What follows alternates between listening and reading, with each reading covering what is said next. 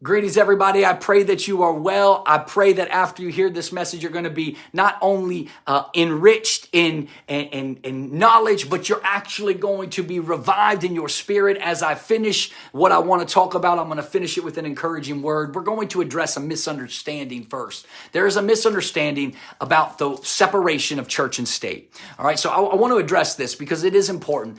John Adams, he's quoted by saying our Constitution was made only for moral and religious people. It is wholly inadequate to the government of any other. That's powerful. The phrase separation of church and state, it's been one of the most, if not the most damaging phrases to our constitutional republic. Now, most everyone has heard of the phrase, yet when you ask someone in which of our founding documents is this phrase located, they're most likely going to point you to the Constitution. But when you ask them to locate that phrase within the Constitution, they may be surprised that, well, they can't find it.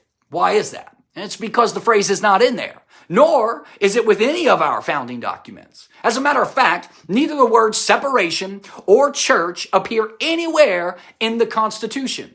However, because separation of church and state have become part of our everyday lexicon, we've mentally written it into our Constitution.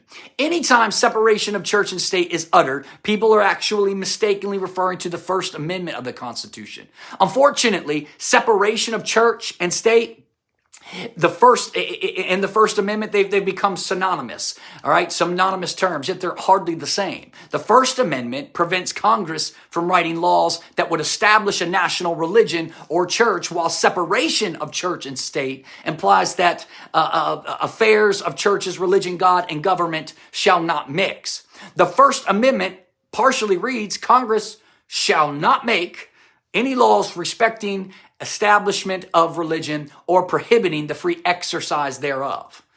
This states that Congress at the federal level of government cannot create any laws that establishes a religion or any laws that would prevent anyone from exercising their particular religious beliefs or lack thereof. So what we have here is we have that the framers of the Constitution, they wanted to ensure that the federal government, that the federal level of government did not create any laws that would establish an official religion or church like Great Britain had in the Church of England during that period of time. See, without the protection of the First Amendment, what we have here is we have the federal government. They could potentially establish their own official national religion that would then operate top down and supersede and blanket the various religions throughout the nation. If such laws were created, new policies to support that religion could potentially be enforced with guns. Now, separation of church and state implies that the affairs of the church and government should not mix. Now, in its current misunderstanding, separation of church and state, what it does, separation of church and state eradicates God and religion out of the government sector, which eventually enslaves each and every one of us under the rule of man. Right? So this is because it effectively erects a proverbial wall between the force, government, and freedom, God. See, as God gets separated off, we are left to the vices and the forces of men. When I say men, I mean government. This is to our detriment, friends, and purposely sought out by those who seek God's throne. See, in other words, if someone aspires to become the ruler of men, they must first attempt to eradicate the competition, those that stand for and before men, God. See, they must first separate society in general from the allegiance of their current master. Now, man's government cannot rule over man while being in competition with God at the same time. Now, recall the word of God says that you cannot serve two masters. Therefore, separation of church and state, it's man's government's greatest weapon, as it can justify using laws to remove the presence of God, the presence of Christ, the competition out of society and in general. Now, although we can maintain a personal belief in God, government cannot rule without any accountability to God. Now, I want to show you this because it's important. Look at the origin of something, the origin of the phrase. Neither the word church or separation can be found anywhere within our Constitution. The phrase actually comes into existence or came into existence as it was lifted from a reply letter that Thomas Jefferson wrote to the Danbury Baptist Church to address their concerns with government's possible interference with religion. Now, part of that letter states, believing with you that religion as a matter which lies solely between man and his God, that he owes account to none other for his faith or his worship, that the legitimate powers of government reach actions only and not opinions I contemplate with sovereign reference, that act of the whole American people, which declared that their legislators should make no law respecting an establishment of religion or prohibiting the free exercise thereof, thus building a wall of separation between church and state.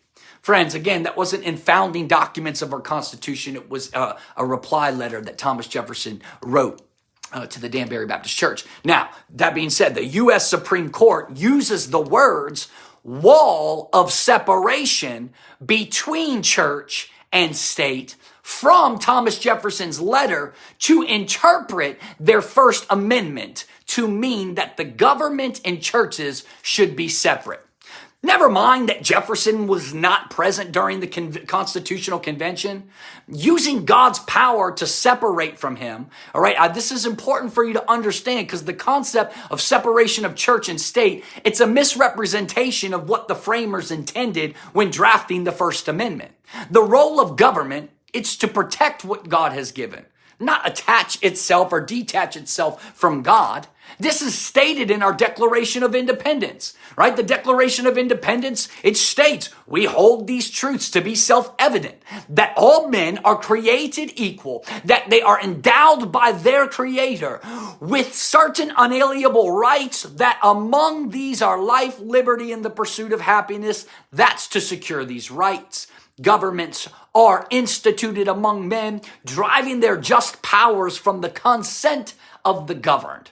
Now, friends, these two lines clearly establish the belief that God created mankind and endowed each of us with unalienable rights. And it is the role of government to secure, to protect those rights, all right, that are given from God. Now, how can government effectively protect what God has given if, in fact, it is divorcing itself from a relationship with God?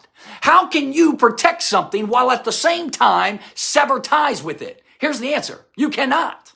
The concept of church and state, or separation of church and state, it literally prevents government from effectively performing its stated duty. Although more people still believe in God than not, we are now being governed by an institution that has separated itself or is trying to separate itself from God using his power to do so. Isn't that wild? God, who is the source of all power, has given each of us power to operate. Man has created government and giving it a portion of our power, our consent, to protect our rights from God. How crazy is that? Government has taken that power, that authority, and separated itself from God. Can you see why things are getting worse instead of better in our nation? Man's government, it's actually using power that initially came from God to separate itself from God.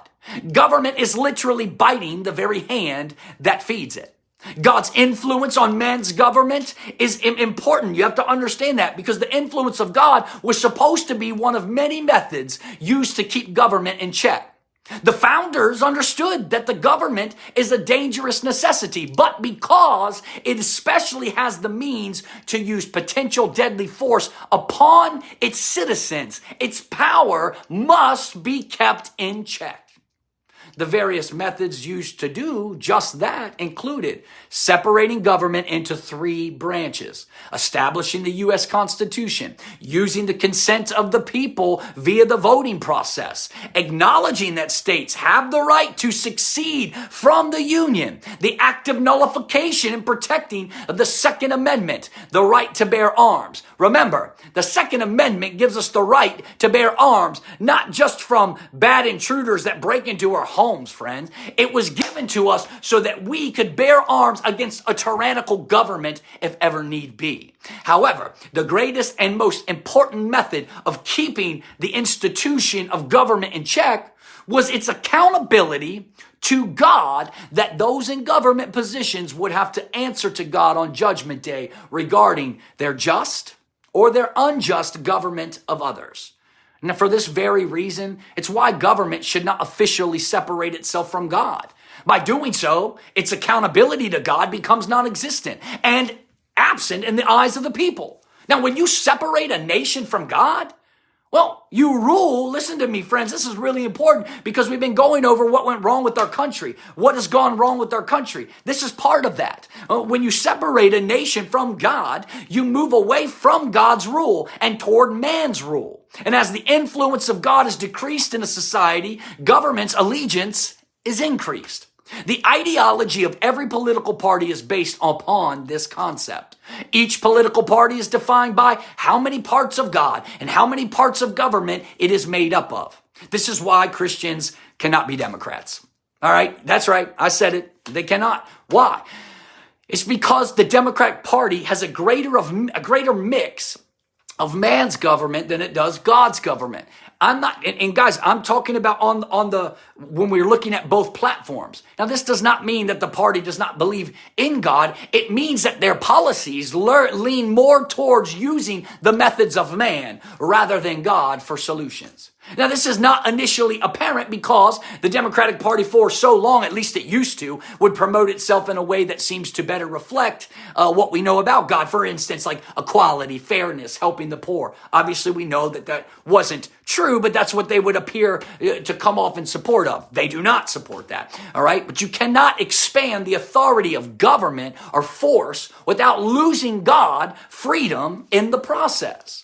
This is the fallacy of mankind in general. Now, although the Republican Party is far, far, far, far from perfect, I'm going to say conservative because Republicans and Democrats, they are like a uniparty. So let's just say this conservative values, conservative movement, conservatism.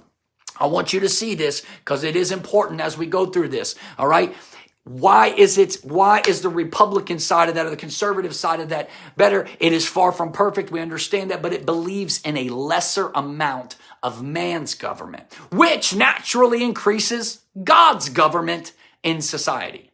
That's it, right? It comes down to that. We want more of God's government ruling and reigning in our life than man's government. So we want smaller government, not bigger government. Those who want bigger government want man's government to rule and reign in their lives, whereas though for us, we want smaller government because God's government must rule and reign in our life. Does that make sense? It should. It's good. All right. I mean, good preaching, good teaching, Pastor. All right. So let's get it. All right. So the framers' intent when we look at the separation of church and state. The framers' intent, the First Amendment, it says, the First Amendment, God's influence on government, separation of church and state, they're not one and the same. As a nation, we have to understand this. As a nation, we've been so dumbed down in our understanding of what government is, okay, and understanding of government that we're actually being used as pawns in assisting with the separation. We've bought into the political correctness of equality, so much so that we've given atheists equal government leverage, all in the name of not offending anyone. Well, friends, we've relied upon politicians and lawyers and judges and so-called constitutional scholars to convince us that God and government should divorce from one another. Friends, that's utter insanity. It's utter nonsense. How can you expect to receive a moral and just government that has terminated its relationship with God, who is the source of morality, accountability, and virtues? A government not accountable and firmly rooted in God will surely become despotic, ruling with absolute power over the people. That's what we're seeing right now. I need you to understand, following after those footsteps is going to lead us into not a free American nation, but it will make America modern day Babylon. That's what will take place. Now, we understand. I want to share this because when we look at the following, and we look at and we hear the following, there's a warning here. Man will ultimately be governed by God or by tyrants. That was a quote from Benjamin Franklin. All right, now, the Declaration of Independence, okay, it ties us, when we see this, it binds government to God, okay, it does, it binds government to God. Neither separation nor church appear in the Constitution. These are just a few takeaways from that, okay, from what I've shared with you thus far, all right? A few takeaways, all right? Neither church or separation appear in the Constitution. The First Amendment prevents the federal Congress from creating a government theocracy in which those in power rule by a particular religious belief.